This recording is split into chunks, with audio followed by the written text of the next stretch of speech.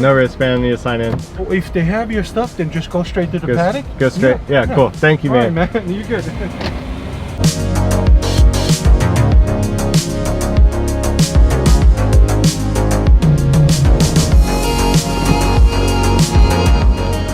Probably the best car right there so far that I've seen.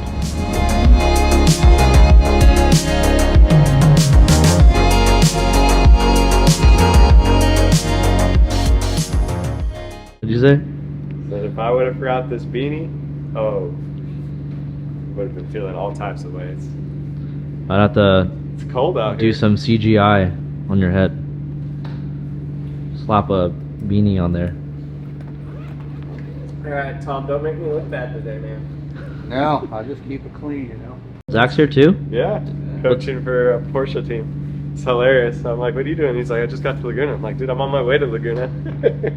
You always try to film me when I'm changing, you know? You're making me question you, Dan. We need YouTube and we need OnlyFans. One of each. Right? He's all up in there. This appear larger than they actually that was a good one. It's so funny how different these suits feel. Yeah, what is that? Is that like your side suit? This little like freebie Lambo suit. It's extra thick, super hot. Feel like death on a hot day. What are you doing over there? What is that? What dance is that? That's the can't get my stanky leg. That's what it is. Did you go give Purple Rain some fucking screen time yet, bro? Purple Rain. Purple Rain. Who's Purple Rain? Purple Rain. Oh, I gave it some screen time. There's gonna be plenty of screen time for that. I would have missed the stanky leg if I gave Purple Rain some screen time. There'll be plenty of stanky leg over this season. You look like you're about to go snowboarding. Kind of how I feel. You just need the beanie. Get this guy comfortable for his race next week. You been off-roading this thing, Tom?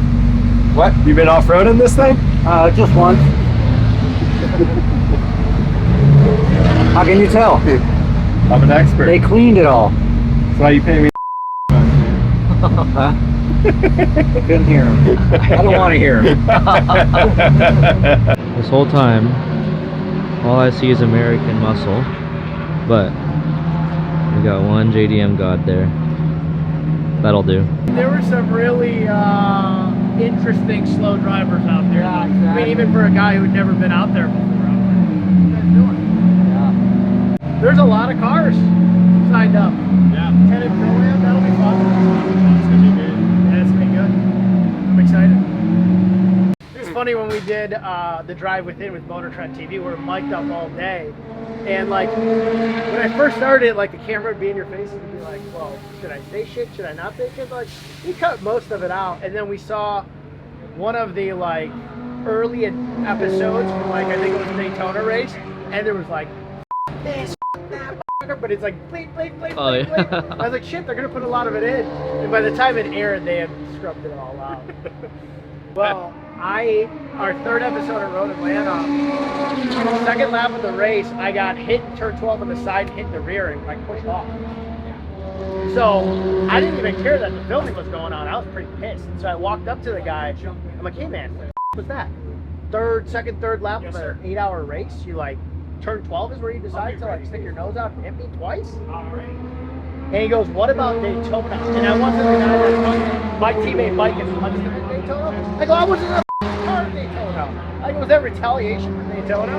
And Buzz McCall, our team owner, snapped off, and then somebody told Buzz to shut the f up. And I was like, you shut the f up.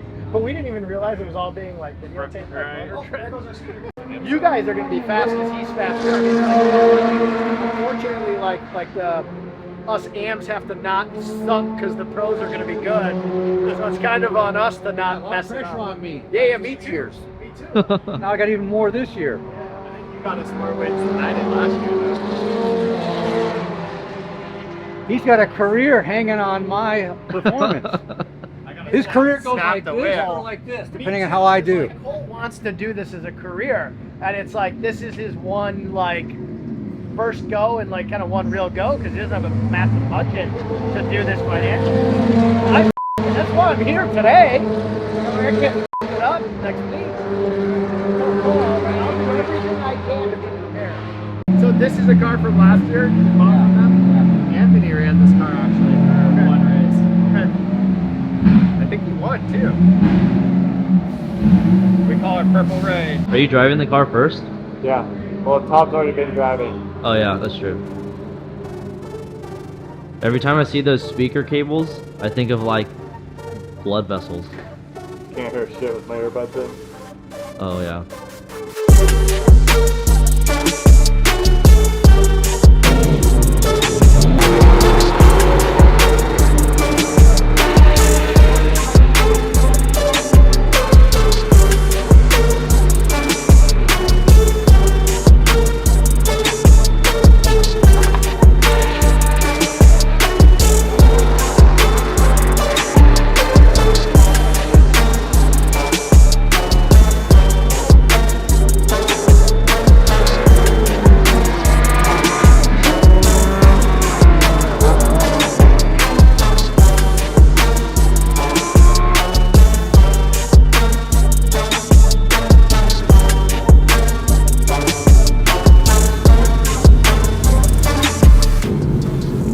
Official run group sticker for John. Yep.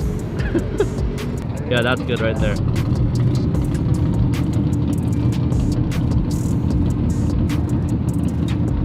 Well, that way we know what class John, belongs in. So, yeah, we got one for the bumper too. How'd that All go? right, first session in the books. Hopped in there for Tom, just do a little recon and see what his setup felt like. He was reporting back to me that he felt that when he would initially turn in that the car wouldn't necessarily respond, would have a slight understeer. So I went out, built some temps, and once I got the fronts to come up to temp, we were able to get the car to actually pivot off that front axle, which made the back of the car feel a lot looser than it did on cold tires.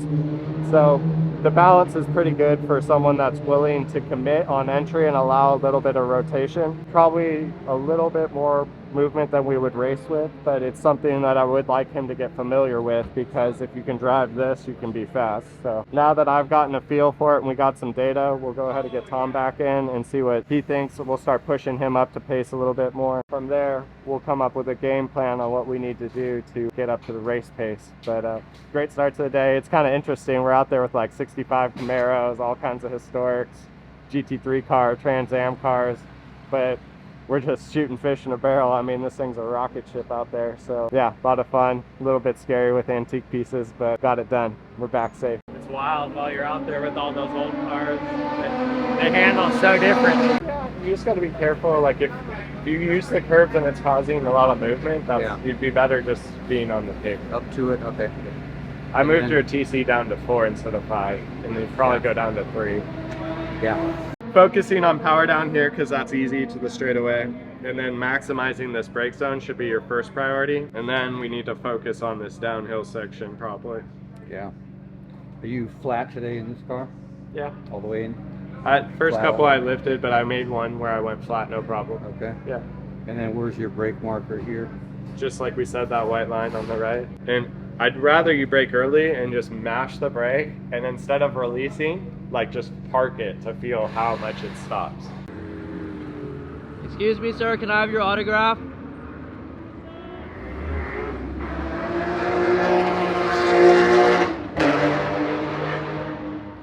It's special weekend. It's like, oh, it's that 65 Mustang. What's up? How we doing? Good. How about you? Good. Coaching Maria Mejia. She's my spicy Colombian. She's good. I always have a good time. In the koi fish, right? The koi car. Track day Cayman. All right, drop a second. Progress. I was 33, now I'm 32.1. So I got you all set up here with the screed. We got to work, and your lowest hanging fruit is going to be in between 8 and 10, and then your next lowest hanging fruit, well, actually you got a bigger one between 5 and 6 on the first one, but I'll pull this more recent. But now I got a game plan of what we need to do. Right. What it is too long on the brakes. You went too late, and then you were too long on the brakes. So just back this braking thing up earlier. Yeah. And you're red here going to full, and I'm doing this. My throttle starts here and your throttle starts there. Our full throttle is the same exact point, but the little bit of maintenance throttle that I use is much earlier than you. Okay. to balance the car through apex. See, when you hold the gear and you lift, it engine brakes, and that's what's causing that slow, where I go up to third and let the car roll in the taller gear. Alright, show me where you're shifting on the map. Down the hill? Yep, just as you leave. So right as you're coming out of corkscrew one. So this is corkscrew right here? Yeah, where's your downshift? Upshift. I mean upshift to third? Right there where the dot is. Oh, alright, so you're already down the hill. Yep. You're doing it as you're turning. Yep. Okay. You do it down here. I do it here. Right, got So it. you're just about 100 yards later than me.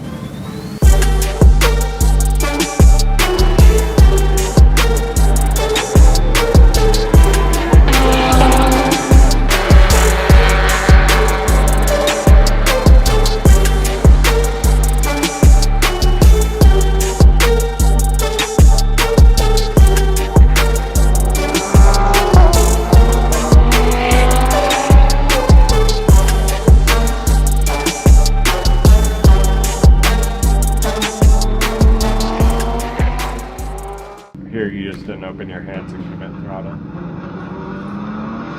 Yeah, see, I still wasn't using the track You out. commit more throttle and open your Right. hands more. So you also didn't turn enough because you're leaving the apex and you're still trying to turn the car. So you need to turn the car more by apex. So turn 2, I gotta just stay flat for the freeboard, the white line, so then I'm parallel when I do that. So I'm braking them this way instead of this way, right? Yep. And then maybe a little balance between where you were going too tight and I was going probably too far. I wouldn't say any of them I saw were too far. I just don't have a good comfort level with that double apex. You just gotta get more comfortable looking through the corner and connecting the arc. Just like practicing a swing, you just gotta practice it a few more times. Yeah. What you doing? I think you did do it. I didn't do nothing. That's just tells me what kind of driver you are, right? LB? What is LB? Lost boy. The Lost Boy Cup JCD. Oh, we're driving this on the track? Right in front of me, we're about to find out. I thought we're taking the golf cart.